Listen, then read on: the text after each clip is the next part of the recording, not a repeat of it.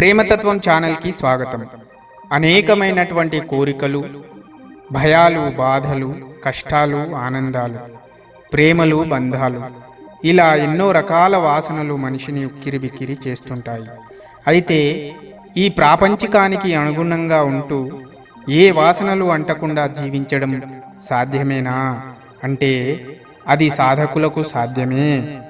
అది ఏ విధంగా అంటే, తామర పువ్వును చూడండి, ఎంత అందంగా నిగనిగలాడుతూ తను ఎక్కడుంటుందో ఆ ప్రదేశమంతా ఆహ్లాదకరంగా మారుస్తుంది.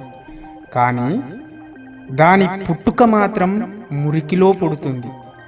మురికిలో పుడుతుంది కానీ దానిపైన ఇసుమంత కూడా మురికి ఉండదు.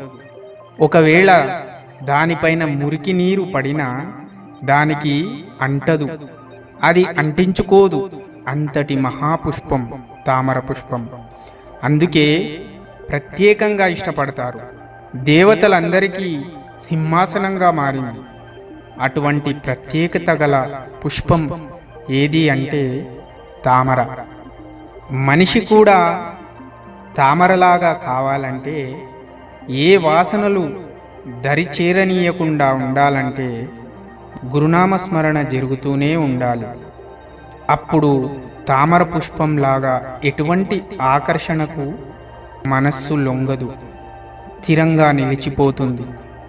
కాలమనేది మనిషిని పరీక్షిస్తుంది, మాయ వెంబడిస్తుంది. ఎన్నో ఒడిదుడుకులు ఎదురవుతాయి.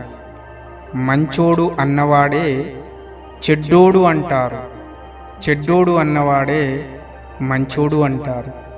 సమస్యలు వస్తుంటాయి, కానీ నీ శ్వాసలో గురునామం నడుస్తున్నంత కాలం అది ఏవి కూడా నిన్ను తాకలేవు.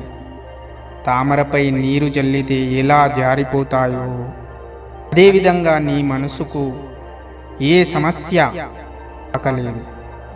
ఇదే ప్రేమతత్వం. ఈ యొక్క స్టోరీ నచ్చినట్లయితే లైక్ చేయండి, కామెంట్ చేయండి, షేర్ చేయండి, తప్పకుండా సబ్స్క్రైబ్ చేయండి.